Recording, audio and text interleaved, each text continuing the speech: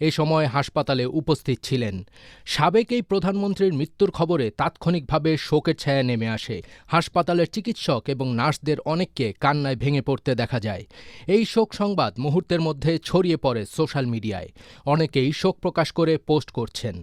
খালেদা জিয়া দীর্ঘদিন ধরে হৃদরোগ, ডায়াবেটিস, আর্থাইটিস, লিভার সিরোসিস, কিডনির জটিলতাসহ নানা শারীরিক জটিলতায় ভুগছিলেন। গত 23 নভেম্বর শ্বাসকষ্ট দেখা দিলে দ্রুত তাকে রাজধানীর এভারকেয়ার হাসপাতালে নেওয়া হয়। তার মৃত্যুর মাধ্যমে বাংলাদেশের রাজনীতির এক ইতিহাসের সমাপ্তি ঘটল। ফজবির তাজ, এটিএন বাংলা। দেশের বাইরে আমার কোনো ঠিকানা নেই, এটাই হলো আমার ঠিকানা। এই দেশ, এই দেশের মাটি, মানুষই আমার সব কিছু। কাজে আমি দেশের বাইরে যাব না।